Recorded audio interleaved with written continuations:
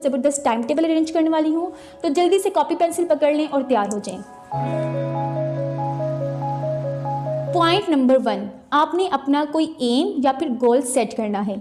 आपने कितने मार्क्स लेने हैं, 95% लेने हैं, 80% लेने हैं या 80% से अबव लेने हैं।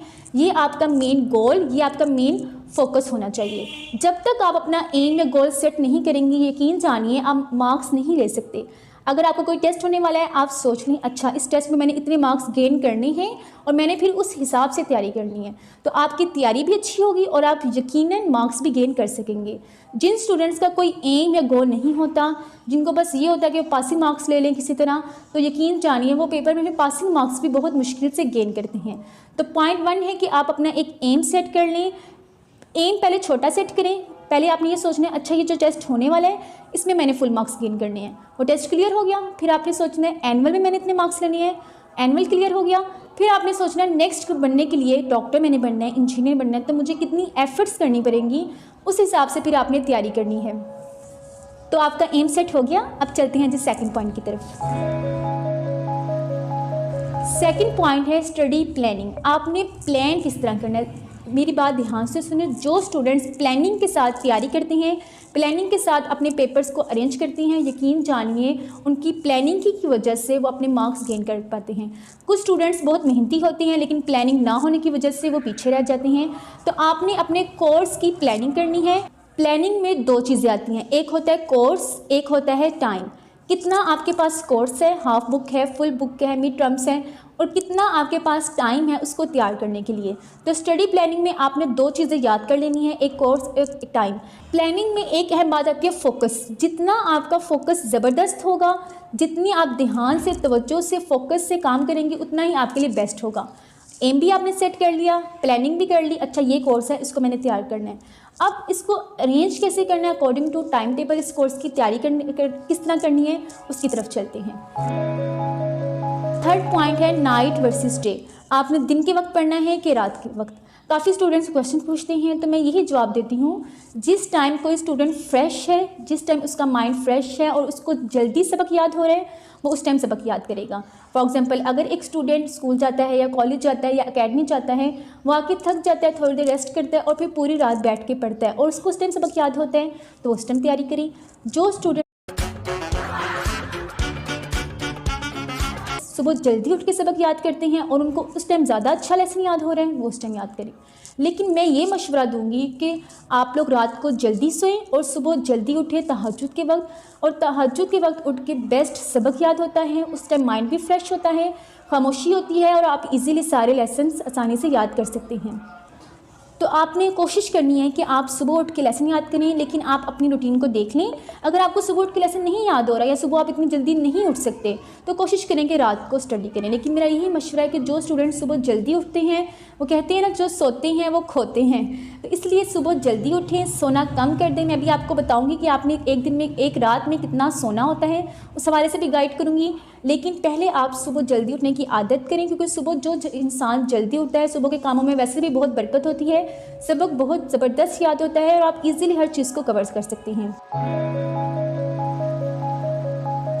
नेक्स्ट पॉइंट है फर्स्ट 30 मिनट्स। जी प्यारे बच्चों, ये पॉइंट बहुत इंपॉर्टेंट है। जब आप सुबह उठते हैं तो आपके जो फर्स्ट 30 मिनट्स हैं वो बहुत ज़्यादा इंपॉर्टेंट हैं। उस टाइम आपने ना ही कोई डिवाइस से कनेक्ट रहना है, लाइक मोबाइल, कंप्यूटर, टेलीफोन या फिर लैपटॉप, इन सारी चीज़ों से दूर हो जाना है। क्यों दूर हो जाना है? क्योंकि वो 30 मिनट्स आपकी इंपॉर्टेंट है। जिस तरह आप उन 30 मिनट्स को स्पेंड करेंगे वो आपके पूरे दिन पे असर डालेगा।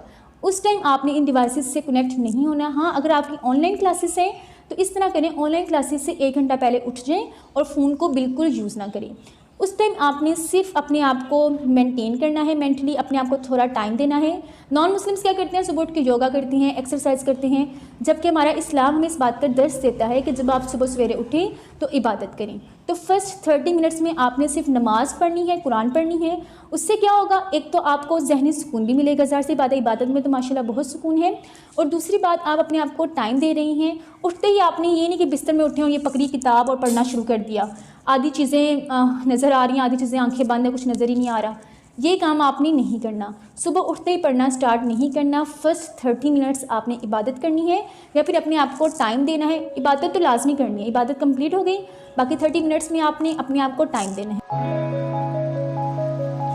5th पॉइंट है बिकम अ टीचर। ये पॉइंट बहुत इंपॉर्टेंट है। अब आप सुबह सवेरे उठ गई हैं, पढ़ना आपने किस तरह स्टार्ट करना है। एक लेसन या एक चैप्टर आप याद कर रही हैं, उसको आपने इस तरह याद करना है जैसे आप किसी को समझा रही हैं, किसी को आप एज ए टीचर बन के किसी को पढ़ा रही हैं। इस तरह आप अपने क्लास फेलोज़ को भी सिखा सकते हैं, अपने जो स्टूडेंट्स हैं उनको भी सिखा सकते हैं। इससे बहुत फ़ायदा होता है जब आप किसी को कोई चीज़ समझा के याद करते हैं तो वो चीज़ आपको परफेक्ट तरीके से याद हो जाती है और आप नई नई बातें भी सीखते हैं। पॉइंट नंबर 6 है मैनेज योर टाइम। ये पॉइंट बहुत इंपॉर्टेंट है। अब आपने पढ़ना शुरू कर दिया। अब आप देखें, अगर एक चैप्टर आपको मुश्किल लग रहा है तो आपने सोचना उसको मैंने 3 घंटों में कंप्लीट करना है, तो फिर 3 घंटों में आपने इसको कंप्लीट करना ही है। आप अकॉर्डिंग टू टाइम चलेंगे। आपने ये सोचना है अच्छा एक लेक्चर है वो मैंने 20 मिनट्स में कंप्लीट करना है, दूसरा लेंथी है उसको मैंने 30 मिनट्स में। यानी कि आप अपने साथ टाइम को रखेंगे, बार बार टाइम को देखेंगे तो आपको सबक बहुत अच्छी तरह याद होगा। लेकिन आपने स्ट्रेस नहीं लेना। अगर वो 20 मिनट्स में लेसन नहीं याद हो रहा तो आप टाइम को इंक्रीज़ कर लें, बढ़ा लें, लेकिन ये कोशिश करें कि उस टाइम में याद हो। स्ट्रेस ना लें, हल्ला मुझे तो अभी तक याद ही नहीं हुआ, इस तरह के काम नहीं करने। अपने टाइम को मैनेज करके चलना है, एक चीज़ को अकॉर्डिंग टू टाइम करना है। फिर चलती हैं जो पॉइंट नंबर 7 की तरफ, लॉन्ग क्वेश्चंस। अब आपने अकॉर्डिंग टू टाइम याद करना शुरू कर दिया, लेकिन कहाँ से स्टार्ट करें। पहले लॉन्ग क्वेश्चन करेंगे, शॉर्ट क्वेश्चंस। प्यारे बच्चों, जब भी आपने एक लेक्चर पकड़ना है, एक टॉपिक पकड़ना है, तो पहले उसमें से लॉन्ग क्वेश्चंस की तैयारी करनी है। इसकी रीज़न क्या है, जब आप लॉन्ग क्वेश्चंस करेंगे तो उसी के अंदर शॉर्ट क्वेश्चंस और उसी के अंदर MCQs भी कवर हो जाएंगे। लॉन्ग क्वेश्चन आपने तैयार कर लिया, अब उसमें से पॉइंट्स ढूंढें, उसमें से शॉर्ट क्वेश्चंस बनाएं, शॉर्ट क्वेश्चंस भी रेडी, और फिर उसको थॉरोली रीड करें MCQs के लिए। तो इस तरह आपका पहले लॉन्ग क्वेश्चन करने की वजह से शॉर्ट भी कंप्लीट हो जाएंगे और MCQs भी। अब चलती हैं जी पॉइंट 7 की तरफ, ऊंचा पढ़ने। जब भी आपने कोई लेसन याद करना है, आपने उसको ऊंची आवाज़ से इस तरह याद करना है कि आपकी आवाज़ सिर्फ आपके कानों तक जाए, दूसरे लोग डिस्टर्ब ना हो। तो आपने हमेशा ऊंची आवाज़ से पढ़ना है। मेरे पास एक स्टूडेंट आता था, वो बहुत हल्की आवाज़ में, धीमी आवाज़ में लेसन याद करता था और लेके बैठा रहता। एक दिन मैंने उसको कहा, बल्कि रोज़ाना मैंने उसकी रूटीन इस तरह बनाई कि आपने ऊंची आवाज़ से पढ़ना है, और फिर ऊंची आवाज़ से पढ़ने की वजह से उसको लेसन बहुत जल्दी याद होने लगा। यानी कि ये टिप्स एंड ट्रिक्स हैं कि आप लेसन को जल्दी याद भी कर सकते हैं, क्योंकि टाइम टेबल में चीज़ों को आपने अरेंज भी करना है और इस तरह अरेंज करना है कि वो चीज़ें टाइम के अकॉर्डिंग हो। Very important point, long term time table. इसका क्या मतलब है, आपने एक दिन में जिस टाइम टेबल को फॉलो किया है, अगले दिन उसी टाइम टेबल को फॉलो करना है। ये नहीं कि अगले दिन के लिए आप नया टाइम टेबल बना रही हैं, फिर नेक्स्ट डे के लिए अलग टाइम टेबल। यानी कि जो आपका टाइम टेबल होना चाहिए वो लॉन्ग टर्म होना चाहिए, उसको आपने डेली बेसिस पे उस पर अमल करना है। और एक अहम बात ये है कि टाइम टेबल जब आपने बनाना है तो अपने छोटे बहन भाई को ख़ास तौर पर या पेरेंट्स को दिखाना है कि भाई हमने ये टाइम टेबल बनाया है और इस पर आपने हमसे अमल करवाना है। अगर आप थोड़ी सी लापरवाही करेंगे तो आपके घर वाले आपको ज़रूर टोकेंगे, और फिर आपकी जब सेल्फ रिस्पेक्ट आएगी तो फिर आप लाजमी टाइम टेबल पर अमल करेंगे। अब टाइम टेबल में अगर आपने सोना है तो मैक्सिमम आपकी जो स्लीप है वो 6 to 7 आवर्स होनी चाहिए। मैक्सिमम 7 आवर्स और मिनिमम 6 आवर्स। एक स्टूडेंट की इतनी नींद काफ़ी है अगर उसके पेपर में सिर्फ 2-3 महीने रह गए हैं। अब ये नहीं कि पहले दिन आप सोई हैं 6-7 घंटे, अगले दिन फिर 10 घंटे और फिर 13 घंटे। ये चीज़ नहीं होनी चाहिए। जिस चीज़ पे आपने अमल करना है डेली बेसिस पे करना है और अपनी सेल्फ रिस्पेक्ट को सामने रख के करना है, फिर आपका कॉन्फिडेंस भी इंक्रीज़ होगा और आप फिर टाइम टेबल पे भी एक्ट करेंगे। फॉर एग्जाम्पल इंग्लिश का पेपर है और उस पेपर में तकरीबन 4 छुट्टियां हैं, तो आप 4 दिन तक इंग्लिश ही नहीं पढ़ते रहेंगे बल्कि आप दूसरे सब्जेक्ट देंगे। यानी कि आपने एक दिन सिर्फ एक ही सब्जेक्ट को लेकर नहीं चलना। अगर आपका पेपर पाक स्टडी का है तो कम से कम आप पूरा दिन पाक स्टडी पढ़ लें, लेकिन 1 से 2 घंटे किसी और सब्जेक्ट को दें। इसकी रीज़न क्या है, आपका टेस्ट चेंज होगा। अगर आप एक ही सब्जेक्ट पढ़ते रहते हैं, आप थोड़ा उकता जाते हैं, थोड़ा अनईजी फील करते हैं और आपका दिल चाहता है टेस्ट चेंज हो, तो कोई अपना पसंद का सब्जेक्ट ले लें, उसको सिर्फ 1 घंटा पढ़ लें। यानी कि एक दिन में आपके पास कम से कम पढ़ने के लिए 2 सब्जेक्ट्स होने चाहिए।